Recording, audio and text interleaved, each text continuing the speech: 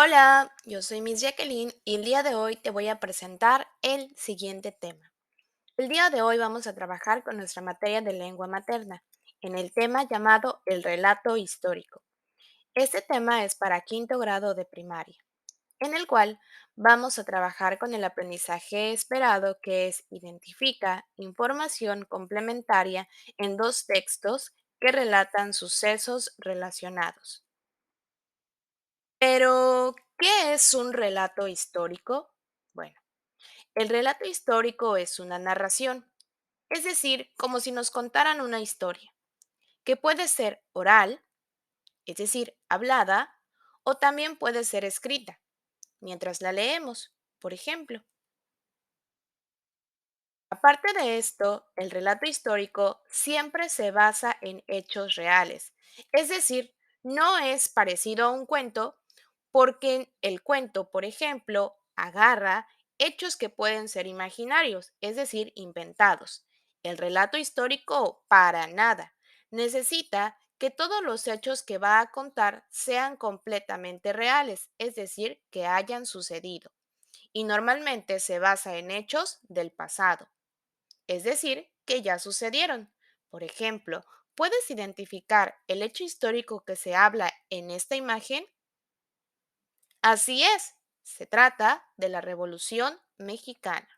Bueno, aparte de todo esto, el relato histórico se escribe en orden cronológico. ¿Pero qué significa esta palabra? Bueno, el orden cronológico se refiere a que llevemos un orden en fechas y en años. Por ejemplo, que contemplemos los años a través de una línea del tiempo. No quiere decir que la línea del tiempo sea un relato histórico, pero podemos basarnos en ellas o en los años, en investigaciones que van dando los sucesos desde lo que pasó primero hasta lo que pasó después, para poder realizar nuestros relatos históricos. Pero, ¿cuál es la estructura que debe de llevar un relato histórico? Lleva tres partes. La primera se llama inicio. Y en esta parte es importante contemplar lo siguiente. En esa sección se plantean los hechos, es decir, todo lo que pasó. La segunda parte se llama desarrollo y en esta se explican y vinculan los hechos, es decir, se explica la relación entre uno y el otro. Cómo pasó, quiénes participaron, cuál fue el motivo, entre otras muchas preguntas que puedes responder dentro de tu texto. La tercera y última parte es el desenlace.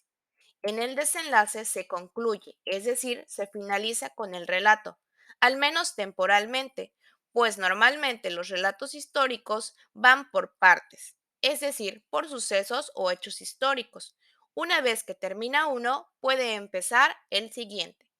Y en esta parte podemos incluir las consecuencias que hubo, es decir, cómo afectó o mejoró la situación, por ejemplo, de un país, de una ciudad, o dependiendo el hecho histórico del que estemos hablando o los personajes. Muchas veces los relatos históricos se centran solamente en algunos personajes, relatándonos por ahí algunos hechos históricos muy importantes para nuestra sociedad. Veamos algunos ejemplos. Para esto, vámonos a nuestro libro de español, quinto grado, en el cual vamos a encontrar en las páginas 8 a 13 algunos de los relatos históricos que nos muestran como ejemplos de nuestro queridísimo Agustín de Iturbide.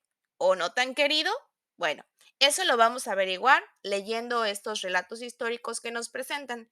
Y en ellos podemos contrastar que algunos tienen una información mucho más completa que otros. Incluso algunos nos ayudan a responder con mucha más facilidad las preguntas que nos plantea nuestro texto, las cuales te invito a contestarlas. Y si ya lo hiciste, perfecto. Solamente vamos a corroborar entonces cuál de estos relatos históricos nos brinda mucha más información o consideras que incluye las tres partes de la estructura de un relato histórico.